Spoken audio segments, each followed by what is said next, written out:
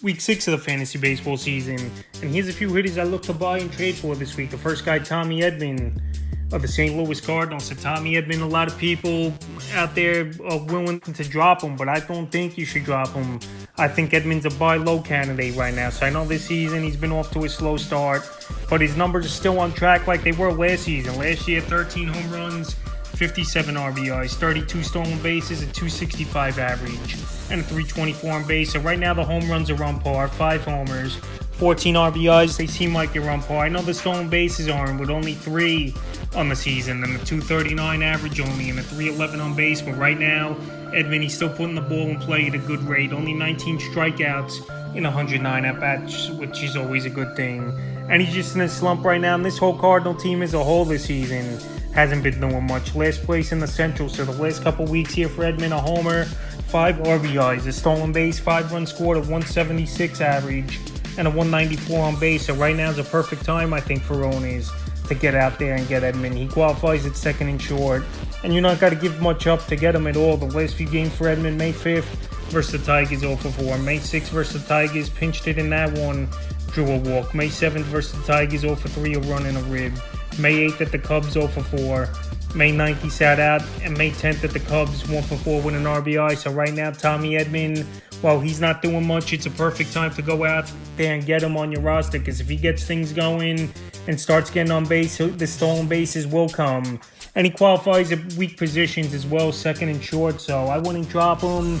And his numbers are still pretty much on pace to what he did last season, besides the stolen bases. So go out there and buy him low this week. The next guy, Henderson, the Baltimore Orioles. So Henderson, a former top prospect in the system over the last few years.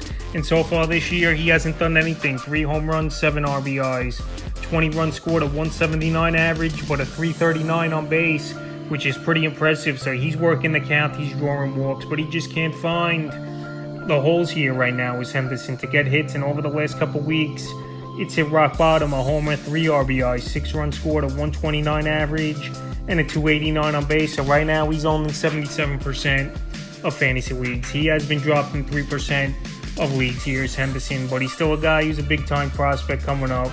Had a cup of coffee last season with this Baltimore team, and I think he's going to get things going eventually. Is Gunnar Henderson. It might not be right away, but right now you could give up one of the last players on your roster to get him on your team, I think, is Henderson, and he could pay off. So May 5th at Atlanta Braves, 1 for 3, a run and a rib. May 6th at the Braves, 0 for 4. May 7th at the Braves, 0 for 5. May 8th versus Tampa, 0 for 1 with a pinch hit appearance. May 9th versus Tampa, 1 for 3 with a run. And May 10th versus Tampa, 0 for 2. So right now this Baltimore Oriole team playing great. They just beat the Rays 2 out of 3. We're the best team in baseball right now. And Henderson, I think he's going to break out sooner than later. And he's just a guy right now still getting used to the major leagues. But he's still got some good qualities. He's scoring runs at a decent rate. And he's getting on base with a nice 339 average. So it's just about Henderson finding the holes, like I said, and getting better contact and hitting the baseball. So right now, once he could get hitting, he'll score even more runs and drive in more runs as well, because he's batting 4th or 5th usually in the lineup. So right now it's time to go out there and buy him. The next hit is Toscar Hernandez of the Seattle Mariners. So it's been a down year in his first year in Seattle for Hernandez, where he's used to a lot of good hitting ballparks. Obviously his old home ballpark in Toronto, Yankee Stadium, he played a lot in Fenway. But this season now in the AL West and Seattle, where it's not a great hitter's ballpark, he still is showing decent power numbers though. 7 home runs, 16 RBIs, a stolen base, a 221 average, and a 267 on base. But the last couple weeks he's done nothing. A homer and RBI, 6 runs scored, a 180 average, and a 241 on base. So last season, Hernandez, first half of the year, he was off to a slow start. So I think he could be a second half player once again as the weather gets warmer. I know a lot of people don't like hearing that, but it's definitely the fact. The hitter's got to catch up to the pitchers, it looks like, in the early going of the season. And Hernandez, he's just got to make adjustments and get used to Seattle as well. May 5th versus Houston, 2 for 4 run. May 6th versus Houston, 1 for 4 with a run. May 7th versus Houston, 1 for 3. May 8th versus the Rangers, 1 for 4. May 9th versus the Rangers, 0 for 3.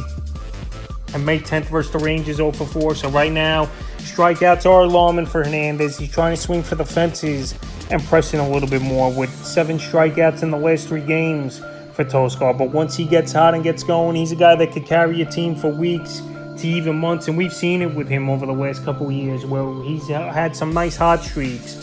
And he's helped fantasy owners in a big way. So right now, while he's been down on his Lucky's Hernandez and not hitting the baseball at all, really the last 2 weeks especially, it's a perfect time to buy him low. The next hit is Kyle Schwarber of the Philadelphia Phillies. And Kyle Schwarber, we know he had a monster year last year with over 50 home runs, including the playoffs. And so far this season, the home runs are still not horrible. 8 home runs, 16 RBIs, 19 runs scored, but the batting average is lower than it's been over the last few years. 185 and a 307 on base, so he's still drawing his walks. He's still showing some power, Schwarber, but he's not stealing bases. And the power isn't super up there, and the average is 30, 40 points lower in the last couple weeks here. He's hitting 143 in the time with 3 homers, 6 RBI. So right now, well, Schwarber really hasn't done much for fantasy owners, especially compared to last season. This is a perfect time to go out there and buy him low, because once he gets going, he could carry a team for months. And he's got a great series coming up where he could get right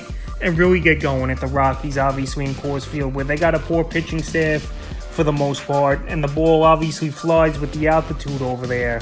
So if you could get Schwarber before this weekend series, it's a perfect time, I believe, for owners to go out there and get him. May 3rd at the Dodgers, 0 for 5. May 5th versus the Red Sox, 0 for 5. May 6th versus the Red Sox, 0 for 5. May 7th versus the Red Sox, 2 for 3, a homer, 3 RBIs. May 9th versus the Jays, 0 for 2.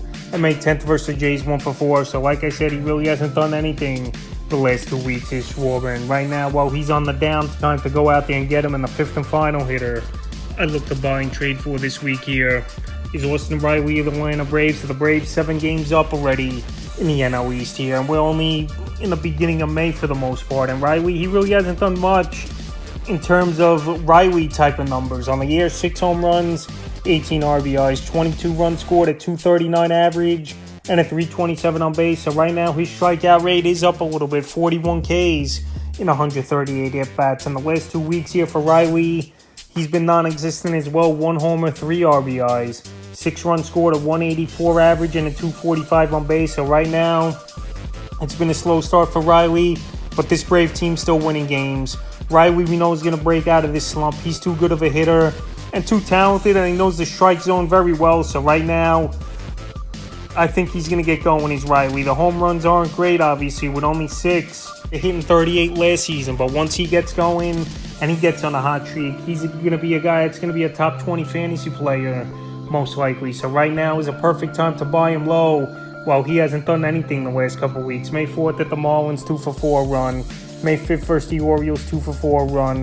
May 6th versus the Orioles, 1 for 4 run. May 7th versus the Orioles, 0 for 5. May 9th versus Boston, 0 for 4 run.